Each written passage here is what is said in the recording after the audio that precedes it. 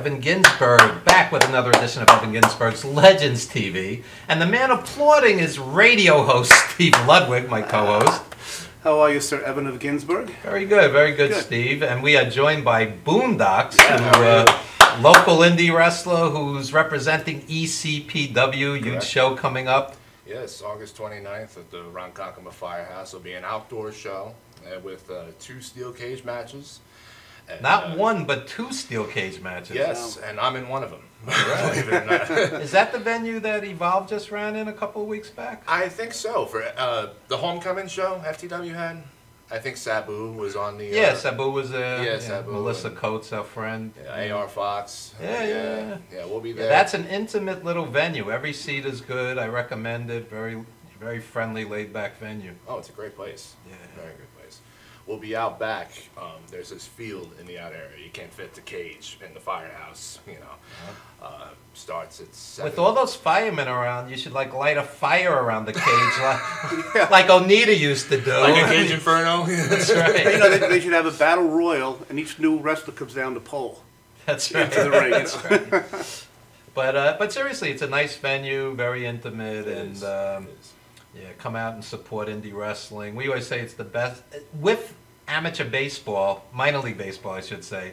It's probably the best live entertainment value out there. For 15, 20, 25 bucks, you see a 3-hour live show. Yeah. And like I've always said, right on top of the action too. You know, you're not like 20 yards away from front row.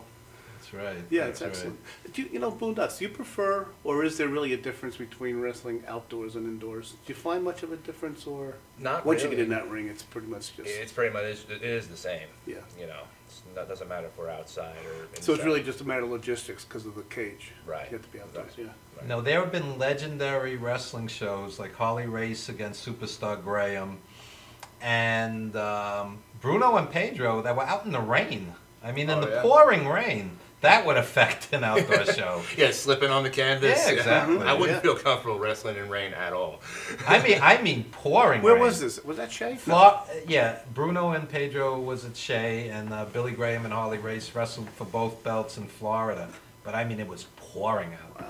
In fact, the Valiants wrestled Steve Kern and Mike Graham, and Johnny Valiant told me it was dangerous in there because, you know, it's just there's water everywhere. Right.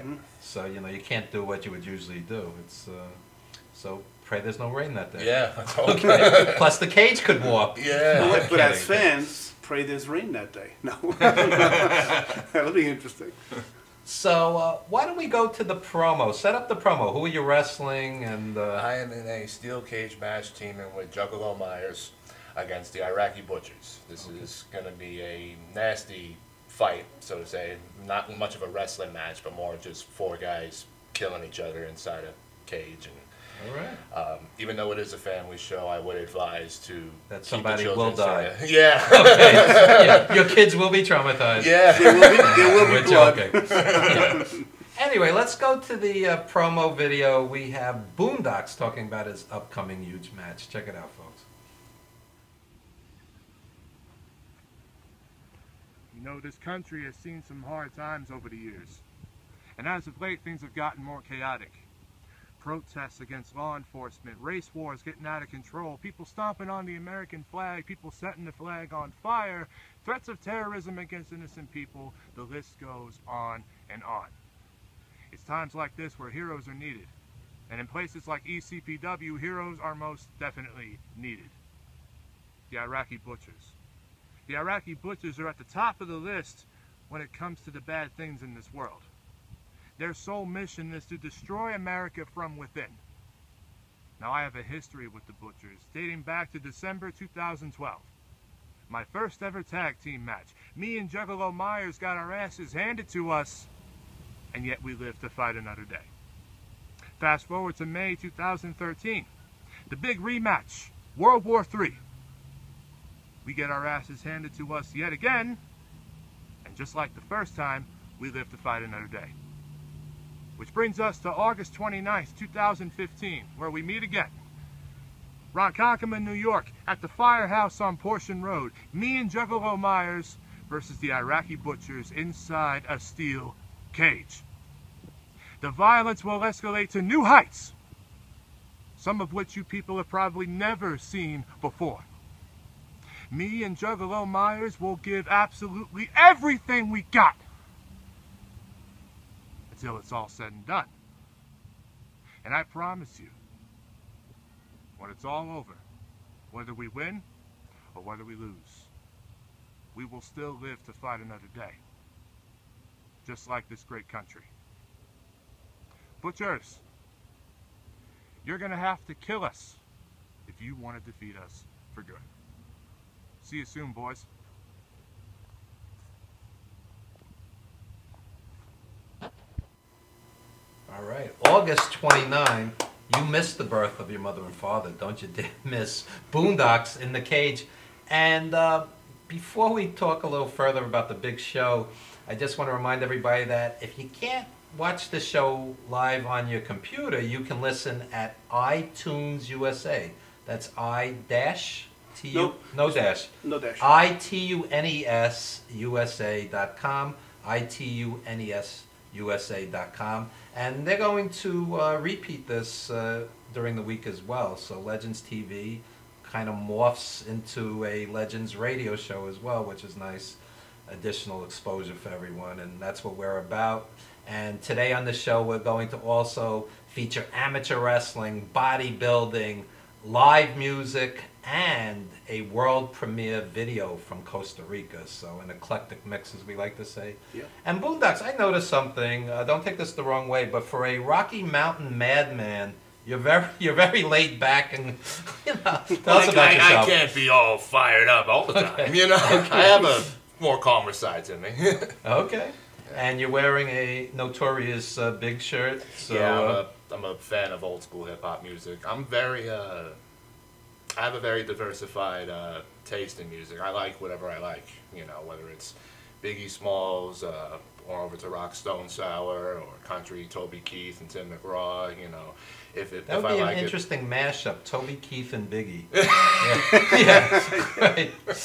Yeah. Makes for wild nights in the mountains. Yeah. We have hip-hop artists on the show here regularly. We love indie hip-hop. And a guy that you'd find interesting that we had on the radio, Grandmaster Melly Mel, who's a huge wrestling fan, big bodybuilder as well. Grandmaster Melly Mel. He was with Grandmaster Flash and the Furious Five. Talk about old school. So anyway, getting back to August 29, what else is on the show? Well, we have former WWE superstar X-Pac showing up. He'll be in tag team action. I once had lunch with X-Pac when he was a fresh-faced kid out of Minnesota before he went to WWE. Before the 1, 2, 3 kid. Yeah, exactly. That's how long ago I met him. And yeah, he's had his ups and downs, but a tremendous athlete. And He sustained some injury a couple of years ago, huh? yeah. Oh, when he split his. Oh yeah. Yes. Yeah. Backside.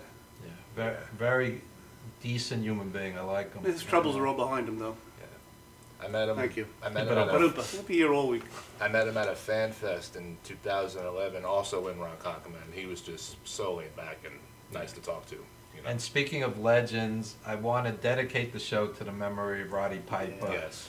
When I look back at my life, and I'm not just saying this because he passed yesterday, when I think of some of the great live entertainment in general, I saw James Brown live. Let's just talk about the guys who have passed, because I could go on endlessly. I saw James Brown live, Roger Troutman from Zapp, talking about jazz, Sarah Vaughan, Count Basie, Mel Torme, Ruth Brown, so many, Chuck Brown, DC Go-Go. Yeah, right. Great wrestlers, Ernie Ladd, Waldo Von Erich, they're all gone. John Tolis, the Maniac. But Roddy Piper, in his prime, mid-'80s, as a heel, he would come into the Garden, and the best, Steve remembers, the best way you could explain it, it was like a tornado hit the ring. Oh, really? The matches were 8, 10, 12 minutes, and there was garbage everywhere, and, blood. It was like pandemonium, but it was like euphoric. Am I explaining this correctly? Yeah, absolutely. But there's nothing like actually experiencing it. But that's as close as you can explain. I don't think he knew from 1 second to the next what he was going to do. So you certainly didn't know. Right. I think that's a big part of his allure was you didn't know if he was going to go nuts or just getting that the laughing kind of jig that he gets going, and then all of a sudden, start banging people. But I loved his Piper's Pit almost as much as his ring action, because he was just, you knew something was going to happen. You just didn't know how he was going to lead up to it. Piper and Snooker was unbelievable, and Piper with Bob Orton, were tremendous. The perfect team, because Orton was the quiet one, and Piper was out of his mind, and it was great.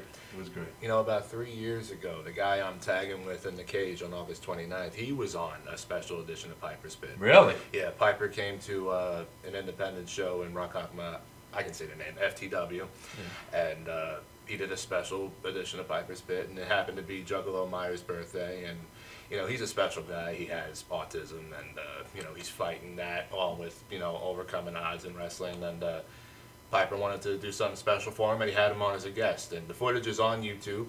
You can look up Roddy Piper, Piper's Pit FTW, or something like that. It's somewhere up there. Wow. And it was pretty cool. They had like an impromptu match at the end where another heel came out and kind of got in his face, and Piper said, "I bet you can't beat him." And I was like, he goes, "Yeah, well, let's see what happens." And like 5 seconds in, Myers rolls him up for a 3 count, just runs out of there, and the place explodes. It was pretty special to watch. Wow. In typical instigating Piper fashion. Too, right? Yeah, Yeah. And Piper and John Carpenter's "They Live" was tremendous. No. That was one of the all-time great fight scenes. Mm-hmm. You're a movie guy. When you look back at great fight scenes, from Russia with Love, Sean Connery and Robert Shaw, what was some great all-time fight scenes? Definitely Piper and "They Live." That was unbelievable. that was absolutely up there. Well, I mean, you're not going to talk about the Rocky films, but first Rocky film. The first Rocky film. I mean, that was classic. Bruce Lee and Chuck Norris in Return of the Dragon. And Lou Alcindor. Yeah, Kareem Abdul-Jabbar. Was he Lou Alcindor at that? I think it was Jabbar at the time against Bruce Lee in Game of Death. That was unbelievable. Jackie Chan in Drunken Master. Yeah.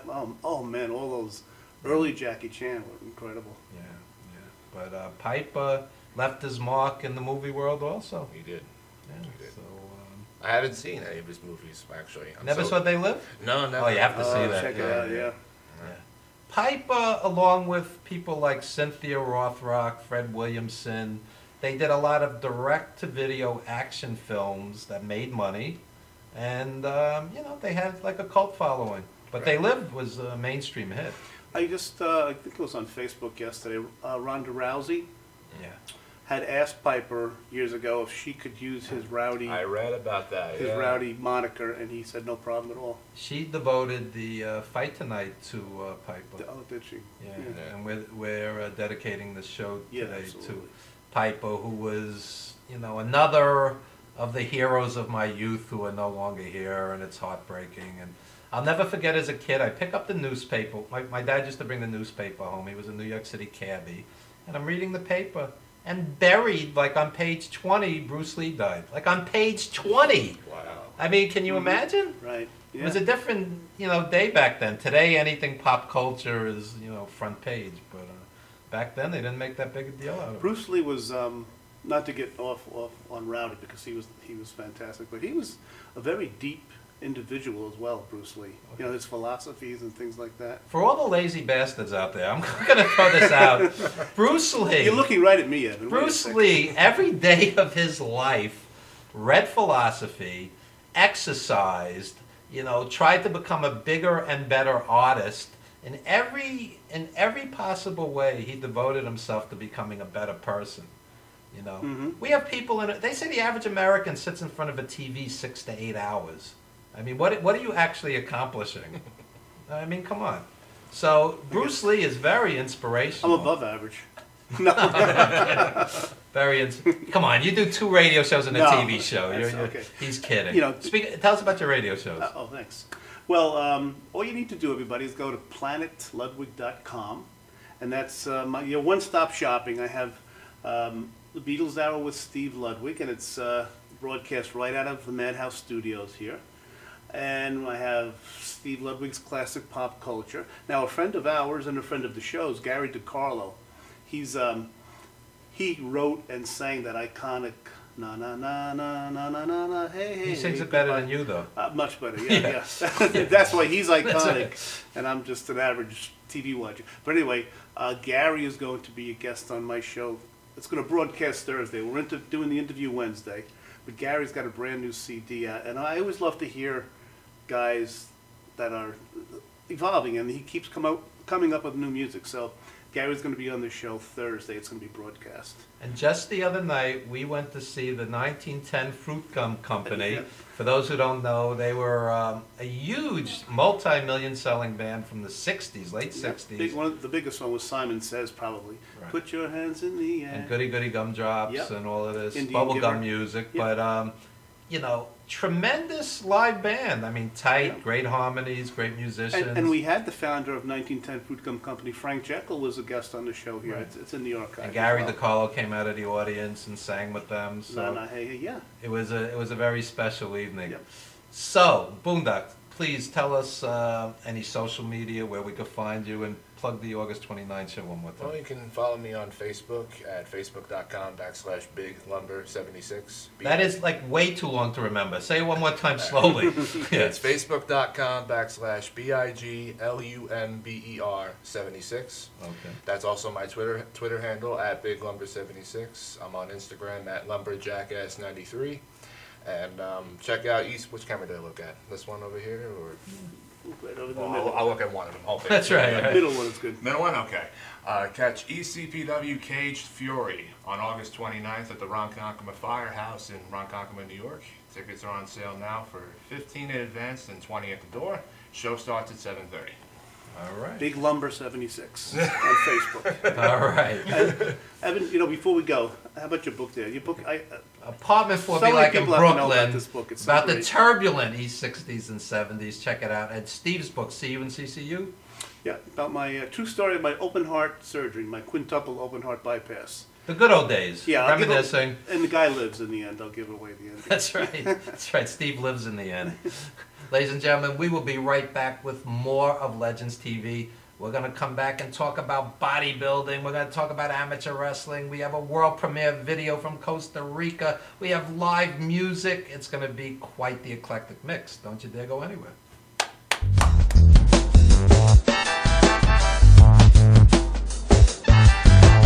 The associate producer of The Wrestler, Evan Ginzburg, comes wrestling then and now.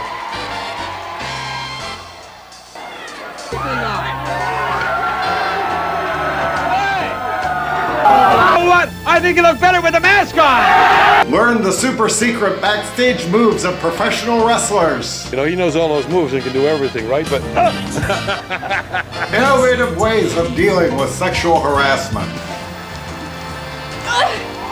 But I actually did make contact on his nuts, and it did hurt.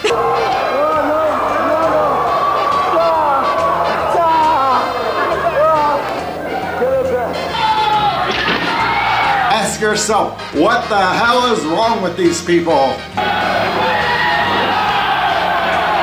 Watch Saturday morning cartoons with Nikolai Volkov. What are you doing here, Nikolai? Yeah, save the channel. That's the best one too. Amazing likeness there. Good looking guy. Hear the wisdom of killer Walter Kowalski. Just think you become, just feel you become, or just say you become. Never ever be derogatory about yourself. If you're down, take the upper stand. I am Superman. I am the greatest. I am perfect. It's a time capsule of a film. Wrestling then and now. Streaming to your computer, to your phone, to your TV. Download now.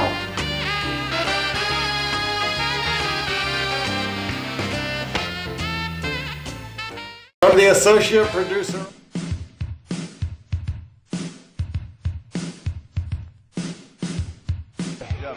Yo, what's up, y'all? This is me, DMC, in the place to be, the greatest MC in history. There will never be an MC greater than me. And right about now, the only place for you to be is with your one and only Madhouse TV. You are the man.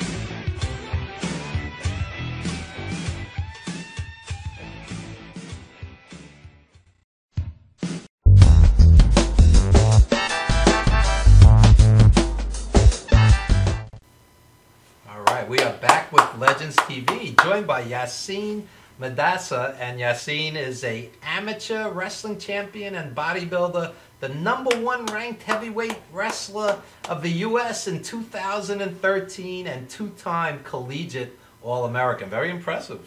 Thank you, sir. Thank you very much. Welcome to Legends TV. Tell us a little about yourself. Well, my little bit of history. I was born in England. That's where my mom is from. And My cousin's from Ormskirk, right outside of Liverpool. I was born in Birmingham, England. Okay. Right near London. Right. And, well, my dad's from Pakistan, and my parents met there. My dad went to school in Oxford University, and he was living in my mom's house. That's where they met. And I moved here when I was 5 years old. And I attended Levittown schooling, and I wrestled in high school. Wasn't that great. Then the reason why I wanted to wrestle in college was because I wasn't as good. I wanted to get better. And wrestling is one of those things. It's like either you like it or not, and you do it for that reason. Because only one guy is going to win, right. And you're doing it as a dream. And my dream came true in 2013 when I wrestled for Nassau. And I graduated Nassau as the #1 ranked heavyweight in the country. And no one has ever done that before. So, wow, congratulations. From not even being a county champion in high school, not even making this states, to graduating, and I got a full scholarship to Notre Dame, where I recently graduated as well. Now, before I mention Bruce Lee, who's a childhood idol of mine, I can tell you the day he died, July 20, 1973, because I was so traumatized. But Bruce Lee was all about discipline, and obviously, to be an amateur champion, to be a bodybuilder. Tell us about the discipline involved. Well, my discipline comes from my family. My grandpa is still a Pakistani national wrestling team coach over there, and he was one of the one of the three only Olympians that wrestled that made it to the Olympics from Pakistan. He was a multiple-time national champion, and my dad owns the only Gold's Gym in Pakistan. So that's where my background from wrestling and bodybuilding comes from, and I've been raised into it. You know, from my dad's love has been given down to me, and that's where I get my support. You know, you need support, and my dad honestly has been there for me through everything. So a lot of it goes towards my family, and yes, there's passion and love and having a dream, but you definitely need that support system, and I've been very, very lucky in my life so far to have it. Now, they say it takes 5,000 hours of anything to be great. How many hours would you estimate you've spent wrestling, going to the gym? Well, since I've been 15 years old, I have at least lifted or wrestled for at least 2.5 to 3 hours a day. A day? Every single day. I haven't taken any vacations. Wow. I eat 4 to 5 times a day. I don't drink. I've drank maybe once or twice in my whole life. I never smoked. It's a very, very, you have to live a different type of way. And a lot of people don't understand that. You know, I haven't had a lot of friends in my life because not very people live the lifestyle I've wanted to live, because if you want to succeed, you have to give up a lot of things. Right. You cannot be an average man and have great dreams. You know, you have to give up those dreams, those things, to achieve something great. And that's what I've always, you know, focused on. I've had a goal and I focus on it, and there's things that have been in the way of it, but just staying on task and focus has gotten me through it, you know. What would you say to the average American who is grossly out of shape, who never goes to the gym, who doesn't eat properly? Well, you look right in my eyes now. Well, you have to have, you have to think great and look at great people and have big idols. You know, not just the average man. You know, I've never been wanting to do that. Actually, recently I joined, since I came back from college, and now my love for bodybuilding has gotten even greater, is I joined the East Coast Mecca Powerhouse Gym, Bear Francis Powerhouse Gym in Syosset, where I've trained with Kevin English. We're supposed to train today, and we're going to train next Saturday. He's a 3-time Mr. Olympia, and he's making his run back on the stage this year as well. Sadiq Hadzovic, Russian guy, he came in second in the Olympia last year. Has become a good friend over there. The owner of USA, the chairman of USA Bodybuilding, Steve Weinberger. Also, you know, it's those idols. You know, I understand I'm a 23-year-old young kid with all those big dreams, but to achieve those dreams when you're 30, 35 years old, you have to have those idols and people lead you and train that way and live that lifestyle to get there. It doesn't just, you know, one day you're going to wake up, you're not going to be that guy. It takes years and years and years and years of leading up to it, and you have to know and look up to the right people who have achieved in that field. You know, that's just, because you cannot, if you walk into a gym knowing you're the biggest guy there, great, what is that going to prove you? You know, there's a certain limit you'll get to where you will stop. If you walk into the mecca of bodybuilding and you're training with the best in the world, monsters, you're competing with them, you're going to be you're in a different stage, you know what I'm saying? How do you look at pro wrestling? And as a pro wrestler, how do you look at amateur wrestling? Is there a mutual respect? Well, I respect the athletes in pro wrestling. Like I'm a fan of the big athletes, and some of the guys who are super into working out, bodybuilding, and training. A couple of guys I'm big fans of, like Dave Bautista, the Game Triple H. I've been, you know, even John Cena. Just, you know, Ryback, even, like guys who actually take the time and spend those 2 to 3 hours a day on their body and eating right and doing all those right things, because you want to be an idol for the public. If people are going to look up to you, you want to play the part. And how do you play? First comes from your appearance, how you dress, like, you know, how you smell, how you look. That's how you attract people. If you don't, you know, you're not gonna have. I'm not gonna be a kid wanting to grow up and be like that. You have to have that persona, you know. But that comes from like being living that lifestyle. And Boondocks, what do you think? Well, speaking as a pro wrestler, I have a tremendous amount of respect for what you guys do. Yeah. There was a time in high school where I tried out for the amateur wrestling team. I got on the team, but I sucked at every single. I mean, it's like I said, like I'm so much of a showman. I can't do the, you know. Like I said, it starts at 5, 6 years of age. These amateur wrestlers have started, and they're so far ahead when it comes to high school. It's just like you feel like, you know, a baby when you start wrestling. Right. I didn't find out till after I was done that the guys who are really good at it, you know, start early. You know, I started when I was 15, and I got out when I was 15 because I sucked at that. I mean, to be honest with you, I actually started when I was 15, but I had that push and the work ethic from my dad, and that love I developed of weight training and eating right. I kind of I ran through most of them quickly. Why? Because I was training a different way. I was giving up those hours of going out, being with my friends. I'm home, going to sleep early, waking up 6 in the morning, getting my lift in, getting my meal in, going to school all day. Honestly, there was times I couldn't walk upstairs. I had to hold the bar to walk upstairs because my legs were so sore from lifting in the morning, you know? And people would be like, you can't even walk, you know, sometimes they would make fun, but they would understand what I'm going through every single, because I wanted to achieve something, you know? You have to do those things. That's why there's only one champion. There's only one guy, or only 8 guys become All-Americans in the whole country. Because those are the guys who will put it in the effort and the work and giving up over and over and over again to get to that level. It's just, you know, it's not for everyone. But if you do it 100%. Otherwise, not. I'd say don't do it. That's how I feel. I agree. That's how I feel. I agree. Now, when I go into a so-called health food store and I see all of these products for bodybuilding, I know friends I have friends who are personal trainers, and they say, like, don't touch a lot of that stuff. It's what's your take on that? Honestly, it's not every person can go in the gym and throw around weight for 2 to 2.5 hours. Not every person. And how you can do that comes with your food. The harder you train, the more food you need and the more sleep you need. If you can't train that much, you shouldn't eat that much, and then sleep is up to you, because that's how you become. The great saying is, train dirty, eat dirty, and sleep good. You know, that means you train like an animal and you eat like an animal, and then you sleep good as well. Because training is just breaking your muscles down. Food will recover it when you're sleeping.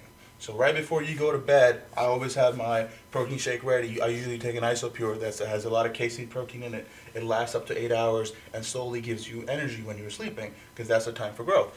If you're training 3 hours every day and you're not eating and you're not sleeping, I'm sorry, honestly you're wasting your time. You shouldn't be training that much if you're not eating all that food.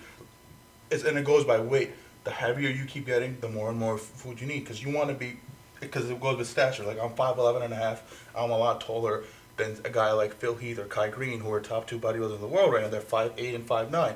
They have shorter limbs. The longer limbs you have, the longer the muscle looks, because it's a look you're showing. The thicker your muscle needs. Ronnie Coleman, I salute him, and I will always salute him, best bodybuilder of all time. Him being at a stature 5'11.5", walking on stage about 280, solid muscle. He didn't win Olympia until he was 35, 36 years old. And he was training since he was 18. It took 18 years of giving up stuff, eating right, training hard to win that Olympia when he turned 36, and he won until he was 42. But it took those 18 years to build up to that stage of every single day living the lifestyle. You know, it's not for everyone. It's for very, very few people. But health and fitness goes with the more time you put in the gym, you have earned your food. The less time you put in the gym, the less food you've earned. Because you're burning all that calories when you're in the gym. All the sweat is coming out. You're burning these muscles. They need energy. If you're not doing that, you shouldn't be eating all this food either. And let me shift a little, and Steve, feel free to jump in. Socially, we met for the first time today, and I immediately say to myself, what a nice, soft-spoken gentleman. But I would think that somebody seeing you on the street, maybe in a T-shirt, they might be intimidated. Some women may find it attractive. Some women might find it intimidating. Yes, yes. Tell us a little about that end of things. Well, being a wrestler you actually makes you dangerous already, because bodybuilder is honestly a showman. You know, they train their bodies. They don't know how to really use it. So you're pretty much like a showpiece. Being a wrestler, having a wrestling background, going into UFC, all the UFC champions, even Chris Weidman, who actually wrestled for Nassau as well. I've met him many times through Coach Paul Schmidt, who was our head coach. And most of these, Cain Velasquez, Brock Lesnar, these great fighters who became champions, they all have wrestling backgrounds, because they've done this training since they were 7, 8 years old. Lesnar's pretty much the last guy on planet Earth I want to get angry. It is. Yes, he's proven himself in NCAA wrestling and in UFC and in, of course, WWE as well. He's proven himself everywhere. But to be honest with you, it's actually just people think that way. It's just the type of thinking. Most of these if you talk to these big guys, they are very much sweethearts. To tell you a little bit of a story about Big Ramy, who's the biggest bodybuilder in the world. He's from Egypt. I met him about 4 weeks ago. To be honest with you, honestly, the biggest guy I ever seen, the biggest I ever met, the nicest gentleman, soft words. Right. Nothing intimidating, nothing crazy. Hug, like it was just a different feeling. You would think, he would be a little cocky, a little intimidating, because he's Big Ramy, but the nicest, honestly, one of the nicest bodybuilder / wrestler I've ever met in my life. I've had bodybuilding friends and pro wrestler friends say to me, huge, massive guys. It's like you have a little guy with a Napoleonic complex that wants to start with you in a bar, and they're like, "We're going to look like the bad guys if we hurt this kid." No, they like they like instigating, because there's very, very few big guys, and people like instigating it. And you need to have a switch where you turn it off, and there's times you need to just walk away from the situation. Do you get that, Yassine? Many with women, with in college or even in high school, because it's people don't understand what it goes into building yourself up, and you have to believe in yourself first. And if you believe in yourself, you do have a lot of haters or people that want to do it but they can't. They don't want to put in all those hours and all that time of training, and they will try to instigate stuff, And mostly comes out of jealousy. Mostly it does, and I see it left and right. It's but the thing is, I give up a lot of stuff to live the lifestyle, or eventually to do what I want to do, and it's sometimes not very. A lot of people don't like that, and they'll try to start stuff. But I'm one of those people that I would just blank it out at the time and walk away from the situation. There you go. You have to. Good move, because you're going to look like the bad guy. Exactly. No one wants to look like the bad guy. You don't want to be remembered as the bad guy. And we will be right back after a very brief timeout. We're going to talk more bodybuilding, amateur wrestling, pro wrestling, UFC, Roddy Piper, whatever comes up. And later in the show, again, a world premiere from Costa Rica. You're going to love this world music premiere, so don't you dare go anywhere, folks. And Danny Dakota with a live set of music later in the show. We will be right back.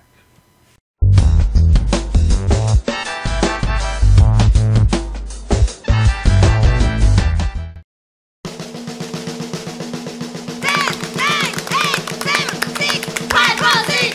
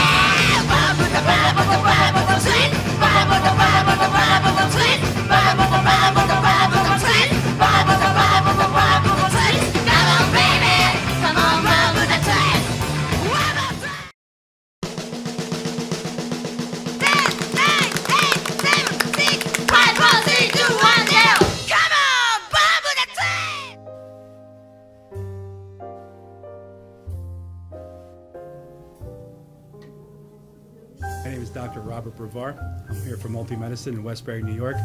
We're located at 1065 Old Country Road, Suite 214. Been here for about 15 years. The practice has medical doctors, physical therapists, chiropractors, acupuncturists. We also do pain management, and we have orthopedists on staff. Here at Advanced Multi-Medicine Rehabilitation, we've got physical therapists on staff who treat an array of conditions, from neck pain to back pain, shoulder pain. We treat carpal tunnel. We treat a lot of car accident patients, slip and falls. We treat patients with knee injuries, with ankle injuries. We have state-of-the-art equipment. We've been here for over 15 years. Vast array of diagnostic testing, from x-rays to EMGs. What is an EMG? It's a diagnostic test that allows a doctor to determine where the pinched nerve is.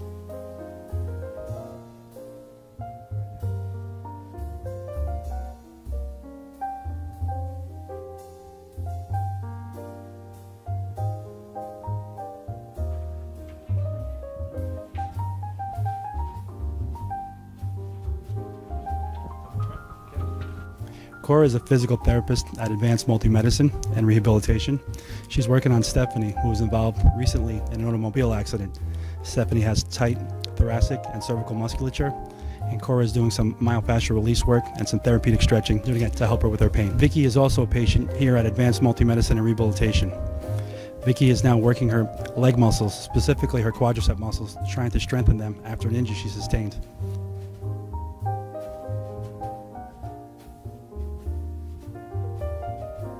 If you find yourself in need of any type of physical therapy, please don't hesitate to call Advanced Multi-Medicine and Rehabilitation, located in Westbury, New York, in Suite 214.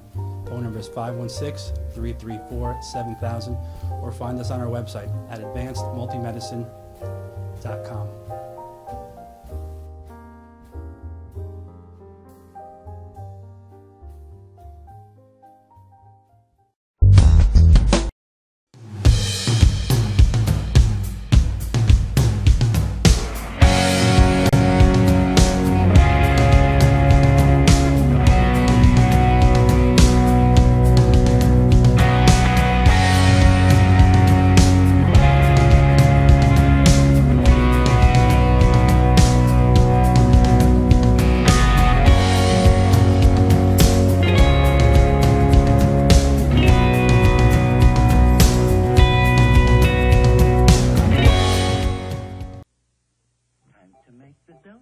Dunkin' Donuts are always fresh. I made the donuts. We make them at least twice every day. Time to make the donuts. Not a few kinds, like supermarket. Made the donuts. Time to make the donuts. But up to 52 varieties. The donuts. Time to make the donuts. I made the donuts. Dunkin' Donuts, up to 52 varieties, fresh day and night. No supermarket can say.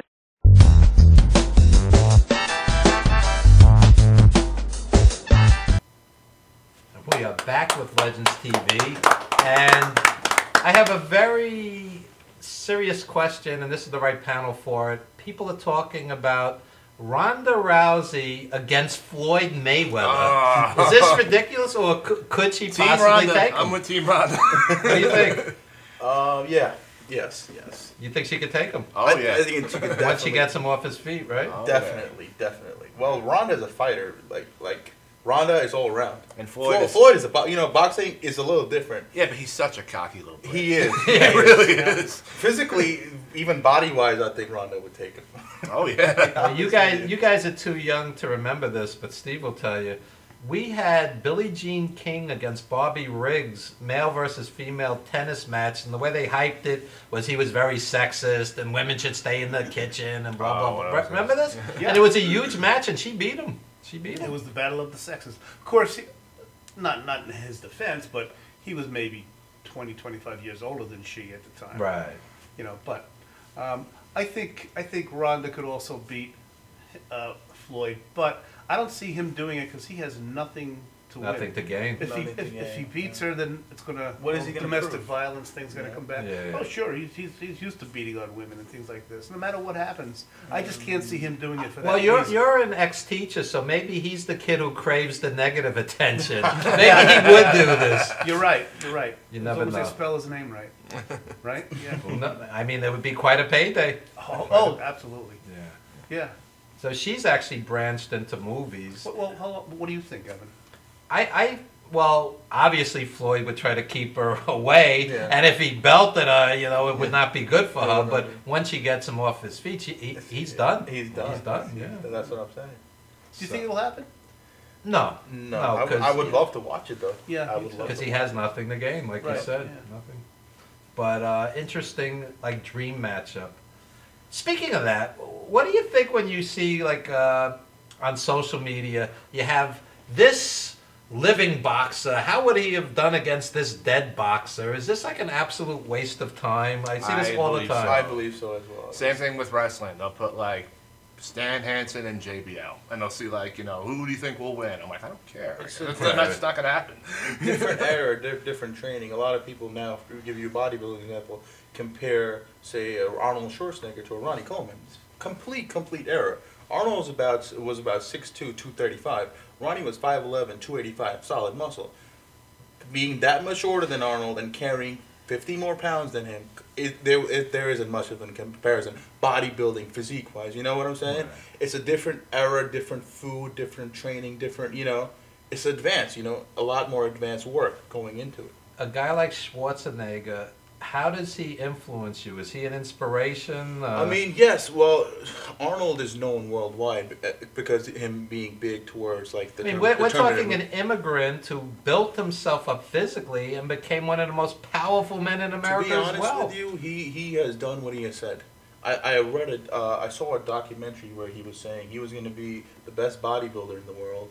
He was going to marry a Kennedy, which Yeah. he did, and then he said he was going to be the president or the governor of California. Right.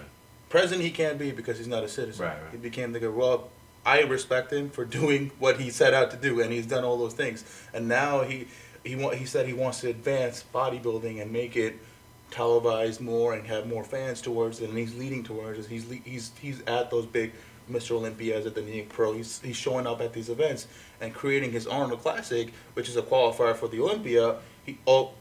In Brazil, in USA, overseas, you know, he's bringing the love of bodybuilding through everywhere. Honestly, I walk into a grocery store, or yesterday went to get the suit, and I had these two 18-year-old kids ask me questions for 15-20 minutes about food, and they saw a picture of me with Sadiq, who was supposed to win the Olympia this year in physique, because at the gym I train with them, and these kids were so into it, you know, and the love is out there for bodybuilding, and Arnold is the guy who started it, so there's a lot of respect to Arnold Schwarzenegger. If the article I read a couple of days ago is to be believed, he also has a very high IQ. Arnold Schwarzenegger. He's a very, very smart, cognitive person. Regardless of age, what would you say to somebody watching this now who has never set foot in a gym? How would you motivate them to do this? Well, it's never too late, and it's never too late. And the best, actually, as you're getting older, your body is weakening. You know what I'm saying? So, what working out does, even just jogging, even just moving your body, it will circulate more blood throughout your body. What will that do is bring nutrients and food throughout your whole body to keep your body running smoothly for a long time. You say even if you're 60, 65 years old, it's not too late. You can extend your life for a good 10 to 15 years if you start eating right and if you And start they say the moving. exercise also Exactly. helps you mentally as you get older. Yes, it does. Yes, it does. Yes, it does. So it's honestly, it's never ever too late. One of my uncles has lost about 100 pounds in a year, and he almost became bedridden. He weighed about 550 pounds, nearly touching 600 pounds, because all he does is eat, you know, sit and eat, watch TV and eat. And since I've been into it a little bit, and I've been motivating him, come on, uncle, come on, go to the gym. Just you can actually swim at almost 400 something pounds. Laps in the swimming pool, because he's now motivated to do it, and he's dropped 100 pounds, and he's slowly he's going to be 40 pretty soon, but he has dropped 100, and his doctor said that his health levels have gotten a lot better just because he's in the last year of the motivation and pushing him, he's lost the weight, you know. They say swimming is one of the best total body types of exercise. It's very, very you can do, hard. right? It's very, very hard. It's very, very cardiovascular. They say a lot of wrestlers. Even at Notre Dame, once a week, every Saturday, we used to have a 45-minute workout in the pool. The hardest workout we had throughout the week. we would just do laps back and forth, one round, another round, back and forth, back and forth, back and forth. For a guy like me, 260 pounds at the time I was, it's not easy, and you get cardiovascular. You go ahead of a lot of people, you know. Mm-hmm. Yeah. So that, because wrestling being UFC and fighting and wrestling, it's very, very cardiovascular, not more muscle. It's more movement. So that's where the swimming really, really helps. Now, since you mentioned UFC and there's the big Ronda Rousey fight tonight, which some of us are going to watch. Look, I'm not a doctor, but I cannot imagine that black belts kicking you in the head could possibly be healthy. I mean, this is a relatively new sport. Yes. What is going to happen to these athletes 20 years down the road? Well, most of them don't. It doesn't look like they have long careers. It doesn't, because to be even right now, only the top 2 or 3 fighters are making a living. The rest of them are chasing them. You know, they're not really making a good living. So they're doing stuff on this other. It hasn't gotten to a point where every single fighter who becomes pro can make a good living off it, where they can live. So that's another factor. But it is growing, because recently they were in Brazil as well. For the female bout was in Brazil, so they're trying to grow it worldwide. And having McGregor from Ireland as another big He's charismatic. He's charismatic, Yeah. and he's bringing overseas fans Right. in. So it is growing, but like for a person, I would not recommend you getting in the ring. But if you've been in that type of combat for, I'd say, 10 to 11 years, it's easy to move into it. Wrestling being a good starting point from it, because you are in physical combat one-on-one throughout middle school, throughout high school, throughout college. So you're kind of used to that movement and that cardiovascularity. But for an average person who has never been into like a sport like that, trying out UFC, I wouldn't think it would be a great idea. Right. Would not be, because you're not going to last as long. Boondocks, I'm sorry. Yep, you go ahead. No, Boondocks, how about yourself? Have you ever sustained any injuries that have put you on the sideline for a while? Well, the biggest one I've gotten so far was I got the back of my head cracked open. I was in a street fight in 2013, and the guy, without telling me beforehand, comes charging after me during my entrance and cracked me in the skull with the title belt. And he was in this like faction, like, so he had other guys attacking me as well, and one of his other boys comes over and starts punching me for real in that exact same spot, and it was so hard, and it hit me so hard and so bad that my motor skills were going out. Wow. I couldn't see, I couldn't hear, I was swinging like hell because I'm trying to kill him, but I'm getting nothing, and it took about a good maybe 5 or 6 minutes before I could start getting back into it, otherwise the match would have had to been stopped right there. But that would have to be the worst injury I've sustained so far. I couldn't wrestle for the rest of the year. And that was in December, but I didn't get back in the ring until probably March of next year. Next year. Yeah. Unbelievable. Yeah. For those who, you know, wrestlers hate when you use the word fake, because inevitably they'll go, my bad back isn't fake, my hip replacement wasn't fake, my 3 divorces weren't fake because I was on the road all the time. But someone like Kevin Nash makes good points when he talks about, you know, the, I don't want to say that word, but when he talks about wrestling being not real and all that. Like, I heard him in a shoot interview one time. He said to the guy, well, can you go to Las Vegas and bet money on a predetermined sport?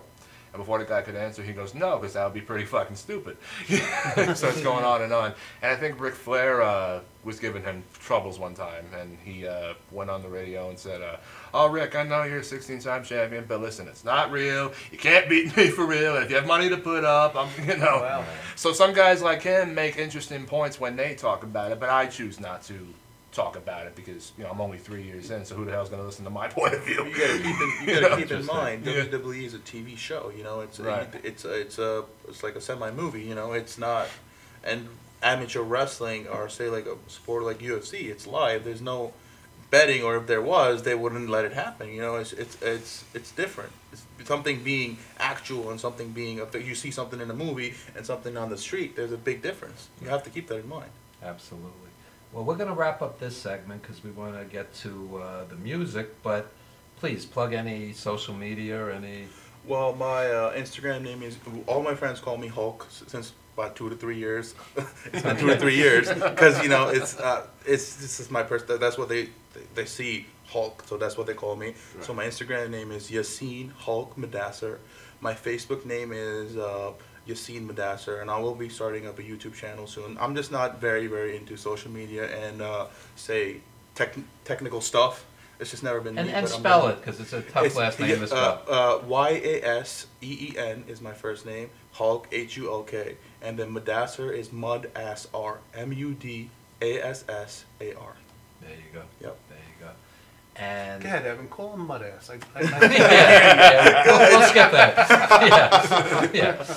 So we're going to be back in just a few minutes, and we're going to go to some great music. And Danny Dakota is going to join us, and he's also a wrestling fan, so we may get a little more wrestling out of the show, and a live music set to wrap things up, and also a world video premiere. So we got a lot more coming. Don't you dare go anywhere. More with Legends TV after this brief timeout.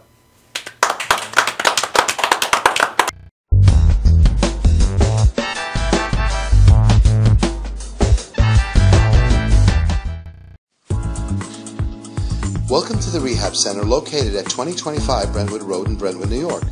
At the center we offer chiropractic services, acupuncture, and physical therapy. We take most major medical, no-fault, and workers' comp insurance.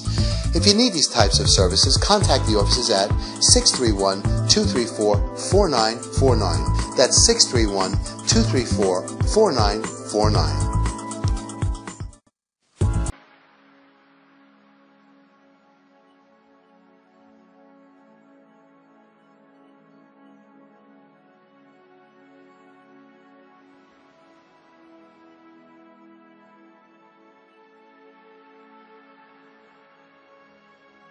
Hi, I'm Tatiana, and I'm a person in long-term recovery from heroin addiction. It was really, really hard, waking up in the morning, not knowing what to do, needing my next bag. I was so lost, but I'm here today to tell you that there is a solution. When I was in my active addiction, I didn't realize that there was another way of life. I thought that that was the only way, because it felt so good to get high, but it was all an illusion, and I didn't realize that. But today, being 4 years clean and sober, my life is absolutely amazing. I'm able to travel, I don't need a drink, I don't need a drug. I'm just happy being with myself. I couldn't understand for many years why was I doing this? It's because I was an addict, but I didn't know it. Today, many kids are becoming addicted to drugs and alcohol, but they don't know exactly what they're getting into until they're out of it.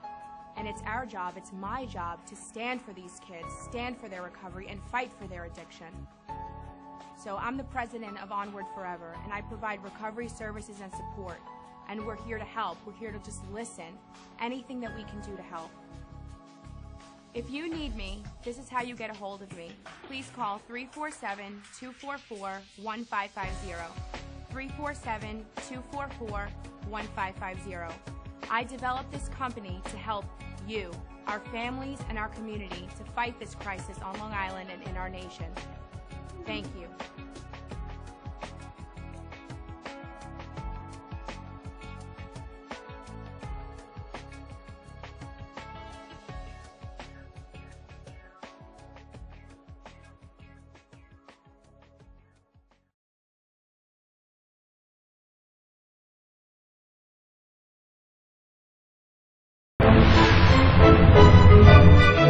You're watching Madhousetv.com.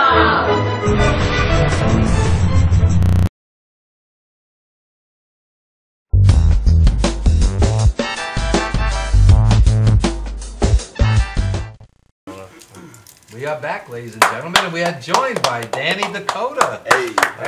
Singer, songwriter, guitarist. Yes, sir. Tell us a little about yourself. Yeah, I'm a 20-year-old singer-songwriter. I also... So am I. Yeah.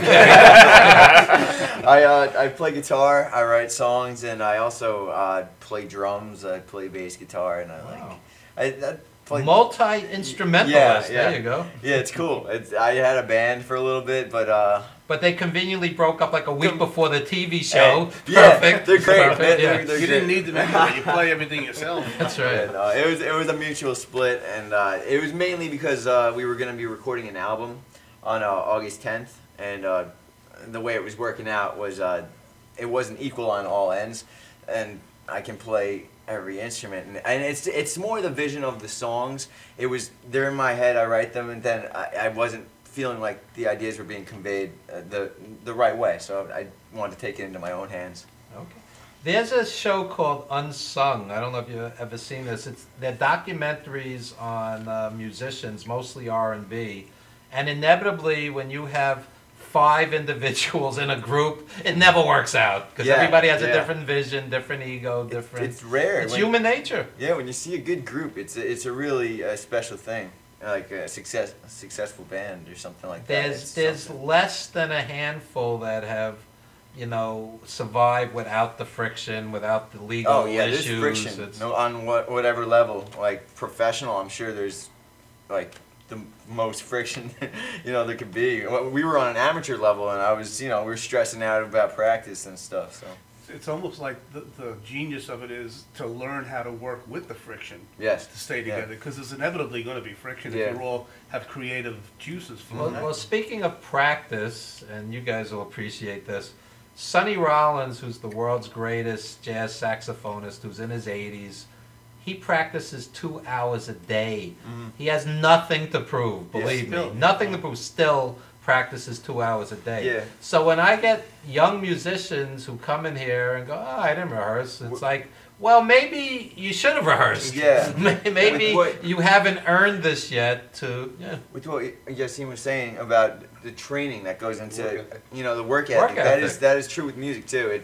It's good to be artistic and loose and let ideas flow naturally. You don't have to force yourself. But I've, in the past year, wrote over 50 songs. I find myself writing at least a couple times a week, practicing guitar, drums, and singing at least 3 hours a day. Like, I don't have many excuses. I don't have a job currently, so I find myself, you know, I can't waste my time not practicing. I like to make sure I'm getting better and learning my craft every day. Can I ask you, like, physically, when you write a song, do you like sit down and put it on a pad, or do you sing it into your iPhone? That's an interesting question, because there's a lot of different ways I can go about it. It's there's been times where I come up with the guitar riff first, and it's just the riff really speaks to me, and something like a melody I'll just start like humming to it, and something will just come out, and it'll really like strike me, and I'll start writing lyrics, or I'll come up with a line. I just did that last week. Came up with a line to a song, and I just needed to write on it, and I made a melody to it,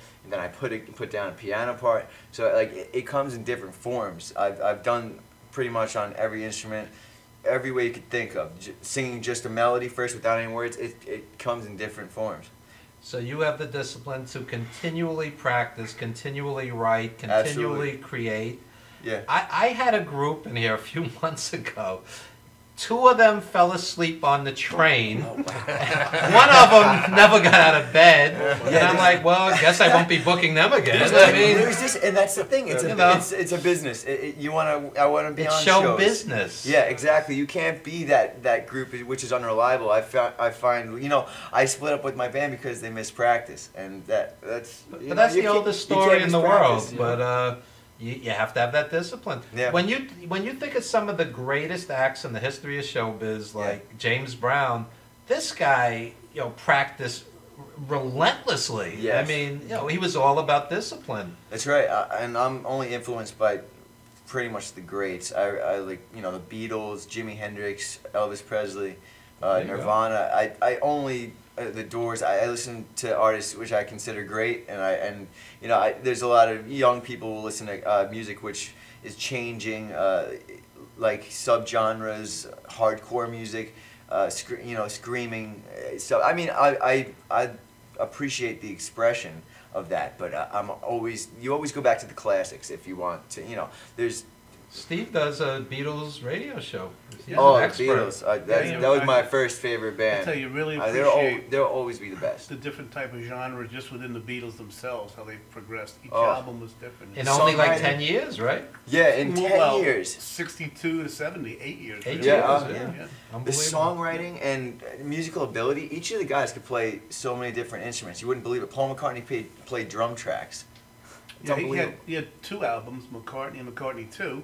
But they were 10 years apart, where he played every single instrument on the album. Yeah, he's just that guy. And they were all, it was like 4 super musicians in one group. And none of them can read music. Yeah. Wow. Yeah, that's amazing. That's something. Some people overthink theory and what you have to know on paper. I don't know anything. I can teach drum lessons. I teach guitar lessons.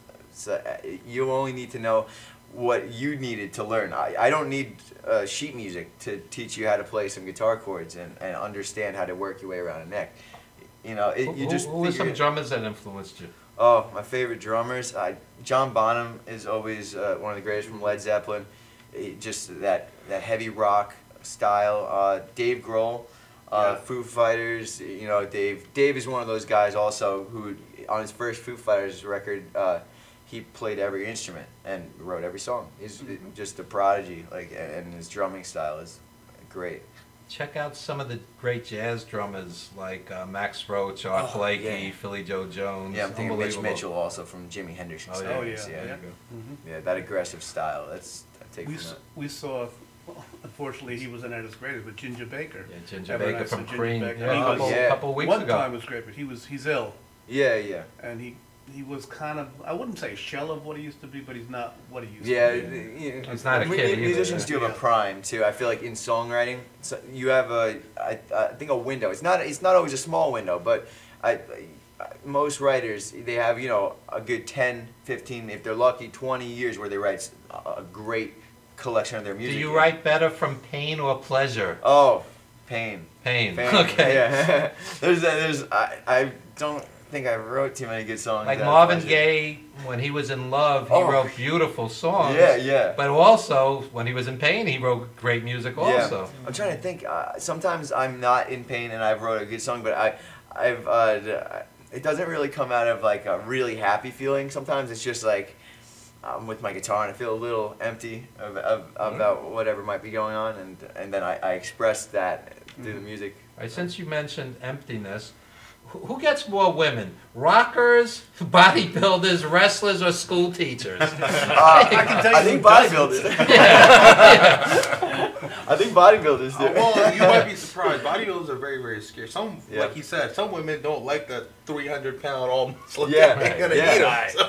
And I think people think that rockers would get, you know, a lot of girls, but it's the same where you're very into your work. I don't have a lot of time for personal, like I do, but I don't get too deep into personal relationships unless it's something special because of the work ethic. It takes away from your task. You know, you work so hard, and all of a sudden you fall off task, and you're just like. I don't think I could fall off task right now because. But I think the right woman would respect it and understand it. Exactly. You know, I have a goal with, you know, getting signed to a record label and making sure I'm recording an album all on my own. I have to know how to play every instrument 100% when I go into the studio. I have 50 hours to record 6 songs. So I have to really be on the spot for 5 days to record these songs and capture the mood for each one. So I don't have, especially now, going into that, I don't have any time for, you know, so I don't really hang out with people as much in these upcoming weeks. Interesting. Yeah. So Steve, as an educator, what's the main idea of the story today? The moral of today's show, everyone, is be disciplined. Exactly. Follow your love. He's a school teacher. I knew he'd pick up on it. Yes. Yeah. Discipline, self-discipline is life. You want to be a great musician, put in the time. You want to be a champion bodybuilder, put in the time. You want to be a world-class pro wrestler, put in the time. You know, I see indie wrestlers that are cringeworthy, and I see indie wrestlers that are world class. Yeah, I mean, it's the spectrum, right? You're a wrestling fan also. Oh yeah, I love wrestling. Kevin Owens made his way tremendous, up. Yeah, that guy. I brought Ring of Honor into the Wrestler. I was associate producer on the Wrestler. Oh, that's great. I saw Ring of Honor when I was about 14. I saw a good show about 6 years ago. I remember seeing. That was back with Austin Aries and Nigel McGuinness. And tremendous. Yeah, tremendous. Great show. Yeah. Just great wrestling. Nigel McGuinness is out of England. Tremendous Really? wrestler. Yeah. Nice. So guys, what we're going to do is, well, before I go to commercial break, please plug any social media, any upcoming gigs, whatever you want to plug. Yeah, I have a couple. I'm on Instagram at Danny Casey Music. On Facebook, facebook.com/Danny Casey Music. My name is Danny Dakota, my stage name, but my real name is my social media. So. Okay. So we're going to take a commercial timeout, and when we come back, we're going to see a world music premiere all the way from Costa Rica. The band's name is Nagma. I hope I pronounced that correctly, but they're going to introduce themselves as well. So that's right after this, followed by a live set from Danny Casey, a.k.a. Danny Dakota. So don't you dare go anywhere, folks. More with Legends TV right after this brief timeout.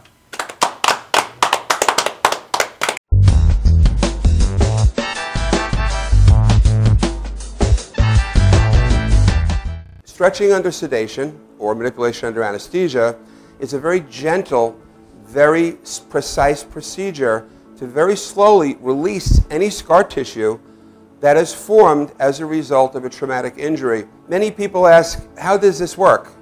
Will I get hurt? Will you stretch me too far? We only stretch the body part to its normal range of motion. After completing the post-MUA rehabilitation program, it's very common that our patients say to us, hey, I can play ball with my kid again. Hey, I can bowl again. Hey, I can enjoy hiking again. This is what makes it rewarding to us as practitioners.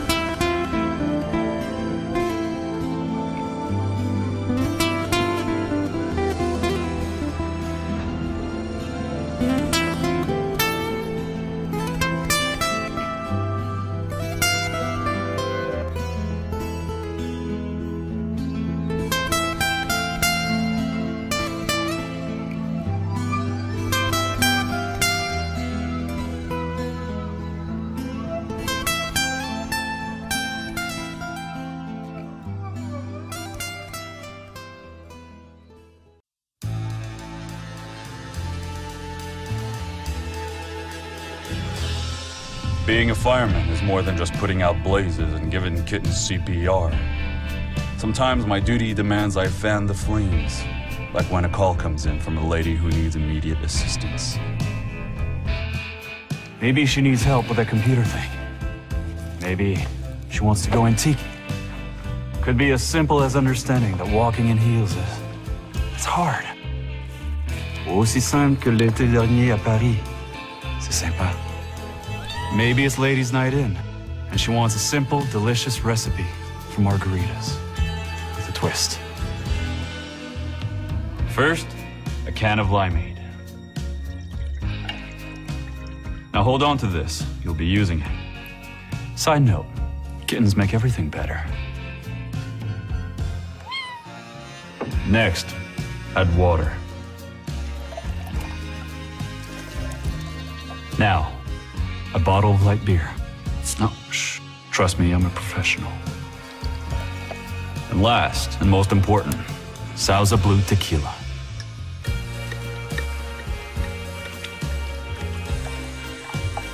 Now, mix it up.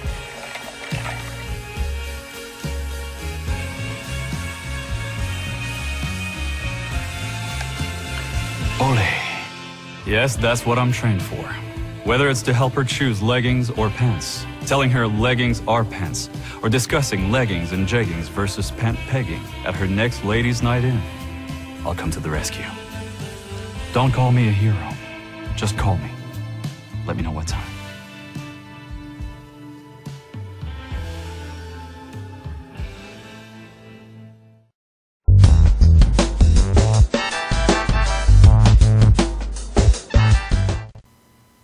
All right, we are back with Legends TV, and this is a world premiere video from Nugma, and Oliver Shawn, who's a dear friend of the show, he produced and directed this video, and I'm sure you're going to enjoy it, and the band themselves are going to introduce themselves and the song, so check this out, you'll enjoy it.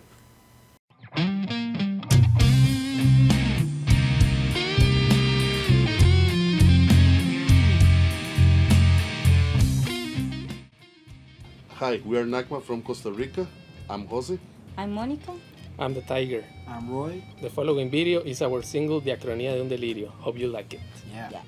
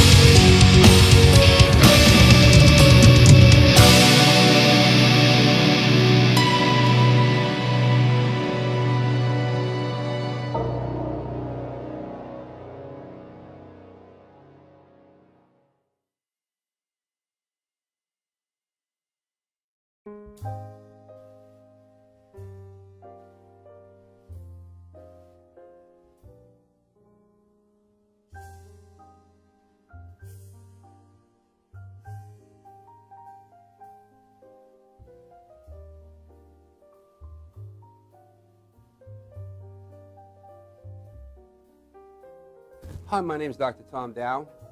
We have a multidisciplinary practice in Melville and Ronkonkoma, New York. And we treat patients with many, many different conditions, from newborns through geriatric patients with numerous different techniques. There's a technique and a type of treatment for every class of patient. We have them all here.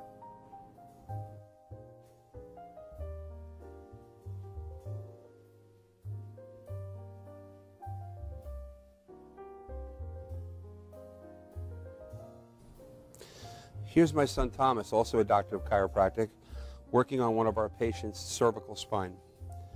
This patient has had chronic neck pain for many, many, many years, has been to a multitude of different practitioners with little or no response.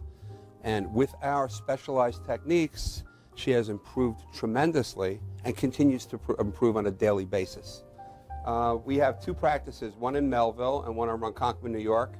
We are a multidiscipline chiropractic office.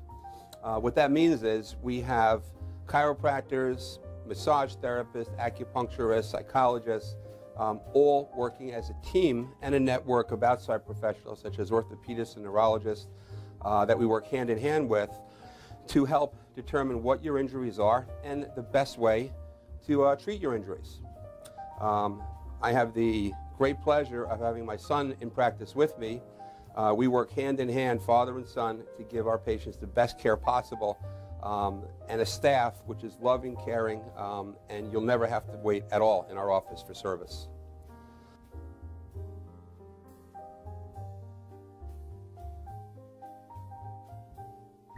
Many times patients come into our office and they have what's called a soft tissue injury.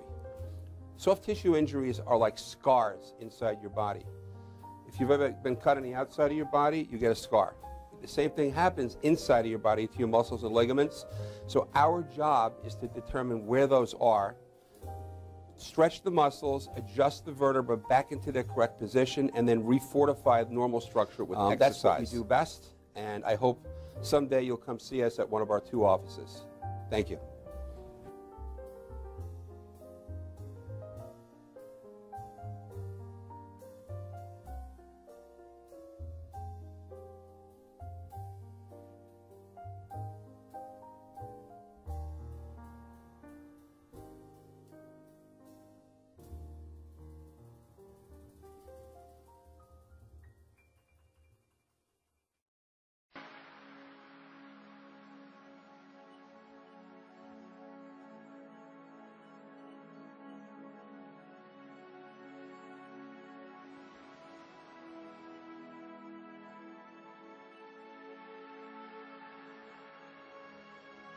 Hi, I'm Tatiana, and I'm a person in long-term recovery from heroin addiction. It was really, really hard, waking up in the morning, not knowing what to do, needing my next bag. I was so lost, but I'm here today to tell you that there is a solution. When I was in my active addiction, I didn't realize that there was another way of life. I thought that that was the only way, because it felt so good to get high, but it was all an illusion, and I didn't realize that. But today, being 4 years clean and sober, my life is absolutely amazing. I'm able to travel, I don't need a drink, I don't need a drug. I'm just happy being with myself. I couldn't understand for many years why was I doing this? It's because I was an addict, but I didn't know it. Today, many kids are becoming addicted to drugs and alcohol, but they don't know exactly what they're getting into until they're out of it. And it's our job, it's my job, to stand for these kids, stand for their recovery, and fight for their addiction. So I'm the president of Onward Forever, and I provide recovery services and support. And we're here to help. We're here to just listen. Anything that we can do to help. If you need me, this is how you get a hold of me. Please call 347-244-1550. 347-244-1550. I developed this company to help you, our families, and our community to fight this crisis on Long Island and in our nation. Thank you.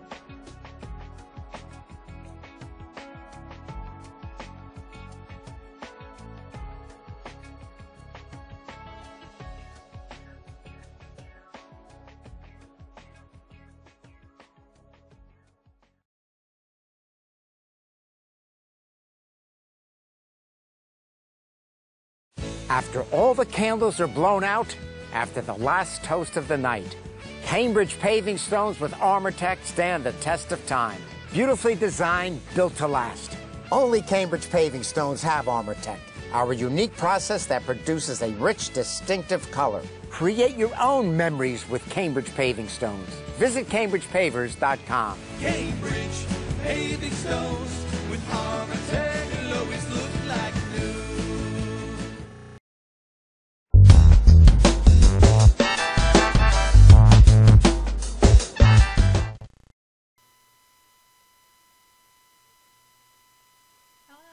안녕하세요.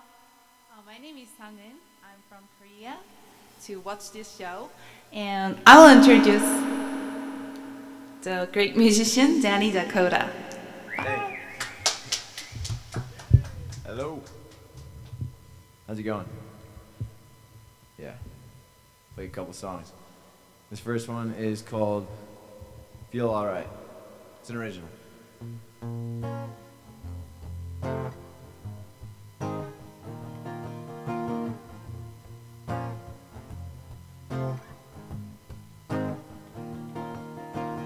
Feeling out how I should go about this. There was no other way around it. This mountain surrounding. Well, you and I probably shouldn't have allowed this, but we always seem to cross the boundaries. We're drowning, we're drowning. 1 o'clock, wanna talk, I'm telling you. You're gonna feel alright. 2 o'clock, I confess I'm in love with you. You're gonna feel alright. I got an offer you can't refuse, or else you miss the party. 3 o'clock, I'll admit I'm over you. Then I feel alright, alright, alright, alright, alright, alright, alright. I don't know why it always has to work against me, like there's something trying to prevent me, pretending it's pending, oh yeah. And I wish that I could tell myself you don't resent me, but I got a guilty conscience telling me you meant it. You meant it. 1 o'clock, wanna talk, I'm telling you. You're gonna feel alright. 2 o'clock, I confess I'm in love with you. You're gonna feel alright. I got an offer you can't refuse, or else you miss the party. 3 o'clock, I'll admit I'm over you. Then I feel alright, alright, alright, alright, alright, alright, alright. And maybe I don't wanna remember that there's something better. Now it's better than ever. Waiting is the game, so I play it. Good things come with patience. The thrill is contagious. Oh yeah, oh yeah. 1 o'clock, you wanna talk, I'm telling you. You're gonna feel alright. 2 o'clock, I confess I'm in love with you. You're gonna feel alright. I got an offer you can't refuse, or else you miss the party. 3 o'clock, I'll admit I'm over you. And then I feel alright, alright, alright, alright, alright, alright, alright, feel alright. Hey, thanks. That song is called Feel Alright. It's going to be on my upcoming EP, which is also going to be called Feel Alright. This next song is also going to be off my upcoming album, and it's called Wake Me Up.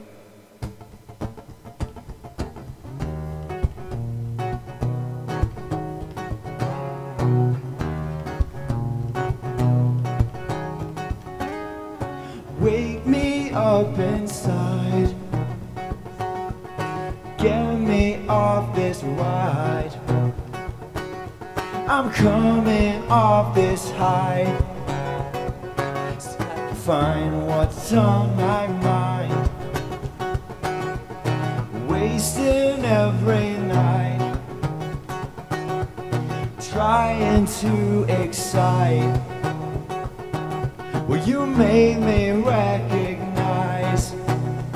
Soon I have to find what's on my mind. 1, 2, 3, you come with me. I'll show you how it's supposed to be on my mind. It's hard to beat the summer breeze when it's got nothing to do with me all the time. On my mind, wake me up inside. Here I am, hands are tied. Wake me up inside. Make me run for my life. You told me not to let you go. I'm holding on, just let me know. Just let me know.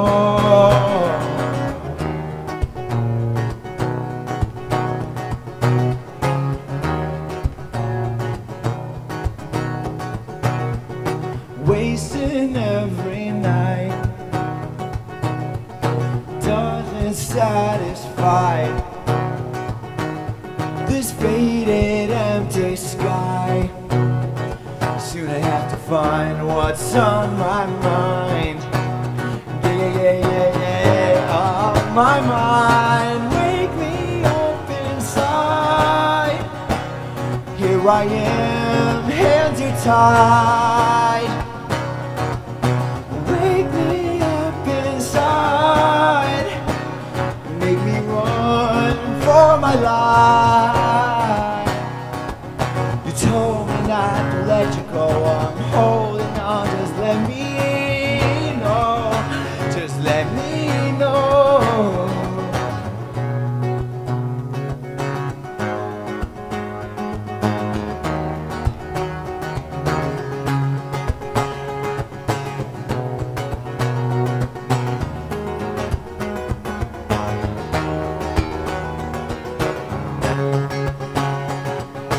Wake me up inside. Here I am, hands are tied. You told me not to let you go. I'm holding on, just let me know. Just let me know. Yeah. Wake me up inside. Make me run for my life. You told me not to let you go. I'm holding on, just let me. You told me not to let you go. I'm holding on, just let me know. You told me not to let you go. I'm holding on, just let me know. Just let me know.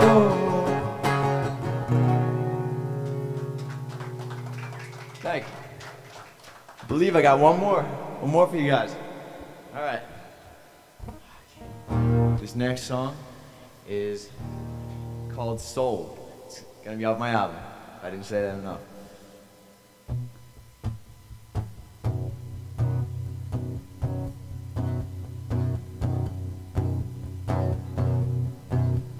I sit by the phone while you take another call.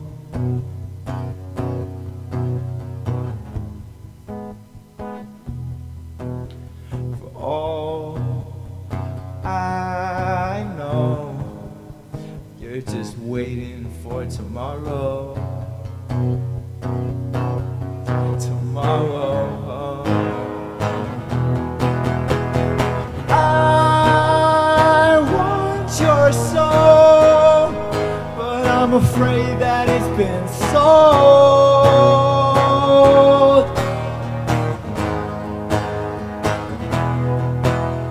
Now you're at my door. I say you want more, and more. I'm afraid that you want more.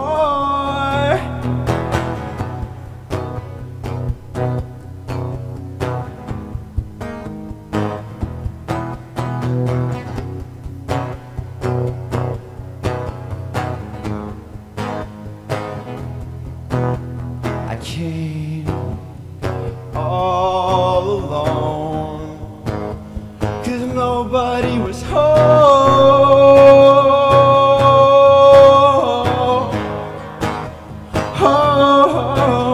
Your voice through the phone, yeah, it drove me up the wall.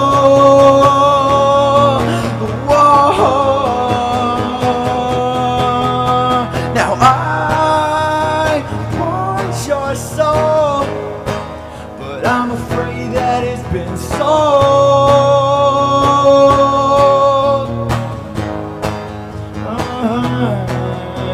And you're at my door, but those I say you want more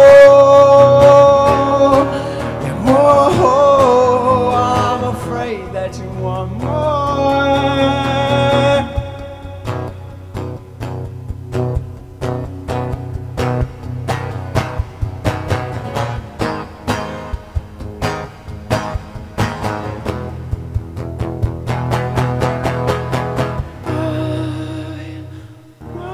Your soul, but I'm afraid that it's been sold.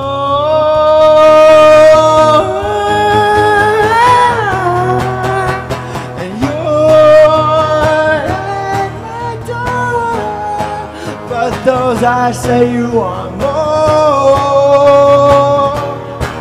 and more. I'm afraid that you want more.